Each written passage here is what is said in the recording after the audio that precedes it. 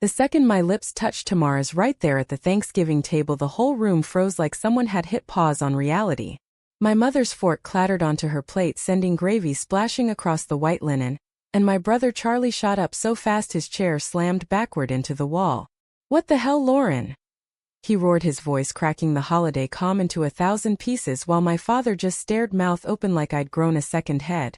I pulled back from Tamara, feeling her hand still trembling in mine, but the damage was done. The secret I'd buried for 12 years was out, and every carefully built wall I'd constructed around my life was already crumbling. In that split second I saw it all again, the way Charlie had cornered me in our old college apartment 10 years earlier, his face serious as he said, "Mom and Dad only want what's best, sis. You know that a nice guy like Mike from church will make you happy, not this phase." I had nodded then, because saying no meant losing everything: the family business, the house, the approval that had been my oxygen since I was a kid. Tamara had been my literature partner at NYU. The girl who made me laugh until my sides hurt, the one whose touch felt like coming home after a lifetime of pretending. We'd stolen moments in the library stacks, late-night coffee runs, and one perfect weekend in a tiny Brooklyn apartment, where we whispered promises we both knew the world wouldn't let us keep. But the calls from home grew sharper each time. "Lauren, you're 22, it's time to think about marriage. Charlie's friend is asking about you." And I broke. I told Tamara it was never real, I was confused, I was sorry, and I watched her beautiful face shatter before she walked out of my life carrying the pieces I'd smashed. Now here we were again, her dark eyes locked on mine in this same dining room that used to host perfect family portraits, and I could feel the weight of every lie pressing down. My mother's voice finally broke through. "This is not happening in my house," she hissed, standing so quickly the turkey platter wobbled. Charlie was already moving toward us, fists clenched. "You've been lying to us for years, pretending to date those guys I set you up with while you were what, with her?" The accusation hung thick, and I felt the old guilt rise like bile, because he was right. I had used those setups as cover. I had smiled at family dinners and posted fake couple photos on social media, all to keep the machine running, the perfect daughter machine that produced the right kind of future. Tamara squeezed my hand harder, grounding me. And I realized this wasn't just my confession, it was the moment the past finally caught the present and refused to let go. The neighbors would hear soon enough, the church group chat would light up, and the small-town gossip mill in upstate New York would grind us all to dust. But right then all I could think was how much I had cost her, how much I had cost myself, and whether any amount of truth could ever repair the cracks. Charlie's face twisted closer, now inches from mine, the same protective big brother mask he'd worn since we were kids, now warped into something ugly. "You're throwing away everything Mom and Dad built for you for some college fling?" His words sliced deep, because that fling had been the only real thing in my life, and I had thrown it away first. I opened my mouth to answer, but the doorbell rang, early relatives arriving for dessert. And I knew the night was only beginning, the confrontation stacking like dominoes, ready to topple the entire table we'd been balancing for over a decade.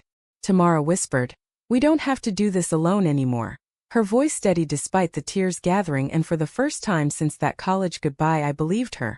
The air crackled with the kind of silence that comes right before a storm, and I knew every secret I'd hidden was about to spill out, changing us all forever.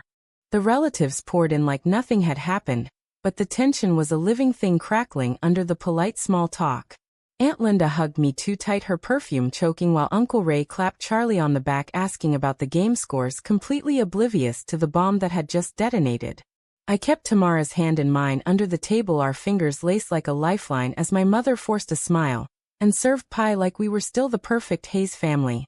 But Charlie wouldn't let it go. He kept shooting looks across the table, his jaw tight, the same way he'd done back in 2013 when he'd driven 4 hours to NYU just to check on me and found Tamara's scarf in my dorm room.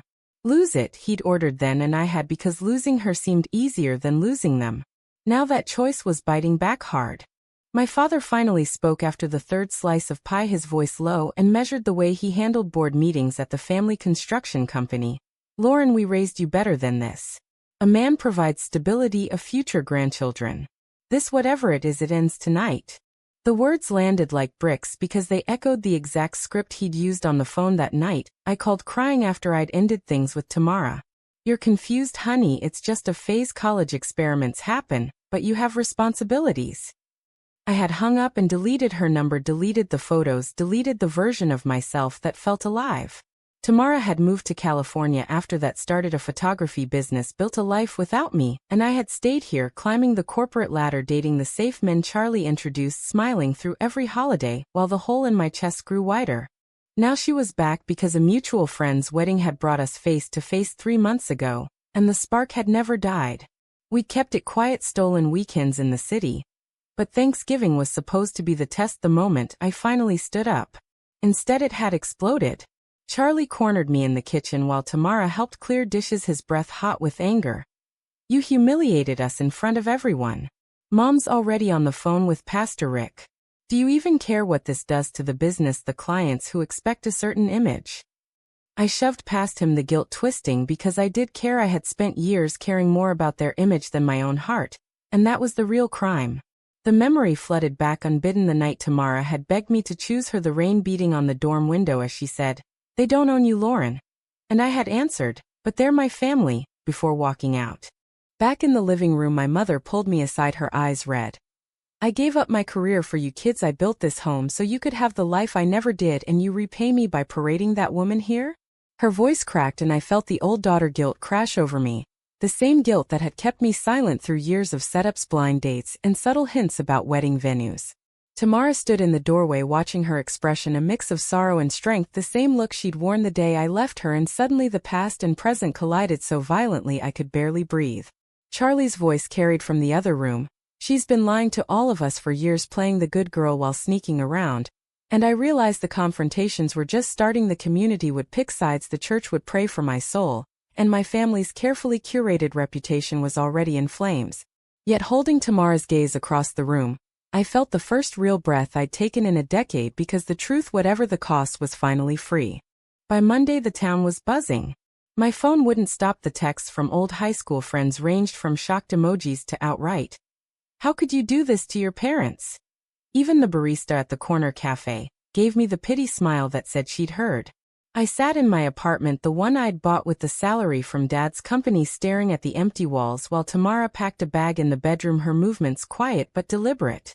The exposure had forced us into the open faster than we planned, and now the consequences were piling up like unpaid bills. Charlie had already called the office HR, suggesting I take a leave for family reasons, which was code for damage control, and Mom had left 3 voicemails, each one colder than the last. The flashback hit while I watched Tamara fold her shirts the same way it had hit at dinner, the memory of the night I'd driven to her California studio 6 weeks after the breakup, pretending it was just to return a book. She had opened the door, eyes swollen from crying, and I had almost crumbled, but instead I'd said, "I'm engaged now," the lie tasting like ash because there was no engagement, just another safe guy Charlie had approved. She had closed the door softly, and I had sat in my rental car for an hour sobbing because I knew I had killed something beautiful to keep my family's approval. Now that same approval was gone, and the guilt felt heavier than ever because Tamara had spent those years building walls, too successful on paper but lonely in the quiet moments, she admitted later. Charlie showed up at my door that afternoon uninvited, his truck still running in the driveway. "We need to talk before this gets worse," he said, pushing past me into the living room. Tamara stepped out of the bedroom, her presence alone making him stiffen. "She's not leaving, Lauren, not this time." His face flushed, the protective brother mask slipping into something meaner. "You think this is love? It's a rebellion that's going to cost you everything: the house, the trust fund, the respect. Mom's already talking about changing the will." The threat landed exactly where he knew it would, because the family money had always been the leash, and I had walked willingly for years. I remembered the college graduation party when Dad had toasted, "To Lauren, the future of Hayes Construction," while I smiled and swallowed the truth that I wanted to be anywhere but the path they'd paved. The confrontation stretched into the evening, Charlie listing every sacrifice they'd made: the late nights at the office, the college tuition, the introductions to good men, and each one stabbed deeper because he was right. I had let them build me into their machine. But Tamara's hand on my shoulder reminded me of the cost I'd paid her, cost the nights she'd spent wondering what she'd done wrong, the therapy sessions she'd needed to believe she was worthy of love. "You don't get to decide her life anymore," she told Charlie, her voice steady. And I saw the old fire in her eyes, the same fire that had drawn me to her in that first literature class. He left, slamming the door, but the damage was done. The community whispers were turning into open judgment, and I felt the moral weight pressing down. Was it selfish to choose love now, or had hiding it been the greater sin? The past was no longer buried, it was walking beside us, shaping every argument, every tear. And I knew the road to redemption would be paved with more pain before any healing could begin. The weeks blurred into a storm of slammed doors and sleepless nights.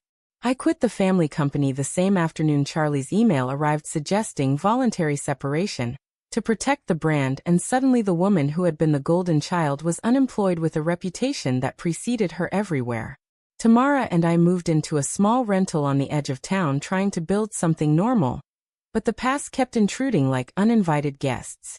One evening while we cooked dinner together, the smell of garlic reminding me of college study nights, the phone rang. It was Mom, her voice thin. "Pastor Rick wants to meet with you privately. He says there's still time to repent." I hung up, the guilt twisting because part of me still wanted their forgiveness, the part that had been conditioned since birth to put family above everything. Charlie wasn't done. He showed up at the rental with Dad in tow, both men standing on the porch like an intervention squad. "This isn't you, Lauren," Dad said, his eyes tired in a way I'd never seen. The memory surged again the night after graduation when he had sat me down and said, "Your mother and I only want grandchildren and stability. We've worked too hard for you to throw it away on confusion." I had nodded, then packed away every photo of Tamara and dated the safe men, smiling through the emptiness. Now Dad's voice cracked. "We love you, but this choice, it's breaking your mother." Tamara stood beside me, silent support. And I realized the breaking had started long before today, the day I chose their approval over her heart. The community judgment peaked at the annual town fair when old neighbors crossed the street to avoid us, and a former classmate cornered me at the coffee booth. "Your family is suffering, Lauren. How can you be so selfish?" The words echoed Charlie's accusations, and the guilt I'd carried for 12 years swelled until I could barely stand. Tamara pulled me away later that night, her arms around me in our tiny kitchen. "You didn't break them. You're finally choosing yourself." But the redemption felt distant because every step forward seemed to cost someone something. The layered time kept colliding. The college girl who had whispered love in the dark now stood beside the woman who had spent years proving she could survive without me, and I wondered if forgiveness was even possible when the wound had been self-inflicted. Confrontations kept coming. Charlie's texts grew angrier, each one listing the canceled contracts, the whispers at church, the strained holiday plans. And I felt the moral conflict tearing me in two. Was my truth worth their pain? Or had I simply traded one cage for another? Tamara and I argued one night, the first real fight since the dinner, her voice rising. "I waited for you. I built a life hoping you'd come back, and now you're still letting them define us." The words cut because she was right. The past denial had shaped her as much as it had shaped me, and the redemption journey was no longer just mine, it was ours. We made up in the quiet hours after holding each other like the college kids we once were, but the outside world kept pressing, and I knew the biggest test was still ahead, the moment when I would have to face my family without the safety net of lies. The turning point came on a rainy Saturday, when Charlie called from the hospital. Mom had collapsed from stress, the doctors said anxiety and high blood pressure, but everyone knew the real cause. I drove there alone, Tamara waiting at home because showing up together would only make it worse, and the guilt nearly drowned me as I walked the sterile corridors. The past flooded in without warning. The Christmas when I was 24, when Mom had cried in the kitchen, "All I want is to see you settled, Lauren. Why can't you give me that?" I had promised her, then introduced the next safe boyfriend, and buried Tamara deeper. Now she lay pale in the bed, her eyes opening when I entered. "You did this," she whispered, not angry, just broken, and the words lodged in my chest like shrapnel. Charlie stood guard by the window, his face a mask of exhaustion. "She asked for you, but only if you come alone. Fix this, Lauren, before it's too late." The confrontation stretched for hours, me sitting beside the bed apologizing for the pain, while Mom listed every dream she'd had for me, the wedding, the grandkids, the family legacy, and each one reminded me how thoroughly I had played the machine. Tamara texted during the visit, "I'm here if you need me," and the simple words gave me the courage to finally say it. "I love her, Mom, I always have," and hiding it almost killed me. The silence that followed was heavier than any scream, but when Mom reached for my hand, I saw the first crack in the wall, the reluctant understanding that maybe love wasn't the enemy she'd feared. Back home, the redemption began in small, painful steps. Tamara and I drove to the old college campus the next weekend, walking the paths where we had first met, the air thick with memories. She stopped under the same oak tree and said, "You broke me then, but you're healing me now," and the guilt I'd carried shifted into something lighter, the knowledge that the past could be rewritten if we both chose to. Charlie showed up unannounced at our rental a week later, not angry this time, just tired. "Dad wants to talk." "No pressure, just talk." The meeting was awkward, the family living room feeling smaller than ever, But for the first time there were no ultimatums, only questions, and the slow admission that their pressure had shaped me into someone I no longer recognized. The community judgment softened in patches. Some neighbors sent quiet messages of support while others stayed distant. But the real battle was internal, the moral reckoning that asked whether my late awakening justified the years of deception. Tamara and I rebuilt slowly, date nights that felt like starting over, therapy sessions where we unpacked the wounds, and quiet evenings where the past no longer haunted every conversation. Yet the pain lingered because redemption isn't clean, it's messy, and every step forward carried echoes of the family dinners, the college goodbye, the machine I had once been. I knew the journey wasn't over, but for the first time I wasn't walking it alone. Months later the leaves turned gold again, and the Hayes family table looked different, smaller, quieter, but no longer shattered. Charlie had started inviting us to Sunday dinners, not every week, but enough to show effort, and Mom's hugs had lost their stiffness, though the questions still lingered in her eyes. Dad even asked Tamara about her photography work, the first real conversation that wasn't laced with disapproval. And I felt the slow mending of something I thought I'd broken forever. The past still surfaced in quiet moments, the memory of that Thanksgiving kiss, now a turning point instead of a catastrophe. But the guilt had transformed into gratitude, the knowledge that truth, however late, had finally set us free. Tamara and I stood on the porch one evening watching the sunset, her head on my shoulder the same way we had done in college before the world intruded, and I realized the redemption journey had changed all of us. Charlie joined us later, handing me a beer, the old brotherly gesture returning. I was wrong to push so hard, sis. I thought I was protecting you, but I was just protecting the image. His admission was small but monumental, and I hugged him, the first real hug in over a year, feeling the layers of time finally align. The community had moved on to newer gossip, the church had stopped the whispers, and the family business was healing with new clients who didn't care about the old rumors. Yet as I lay awake that night with Tamara breathing softly beside me, the question burned brighter than ever. Was my late awakening worth the pain I caused everyone, or were they the ones who forced me into the lie from the beginning?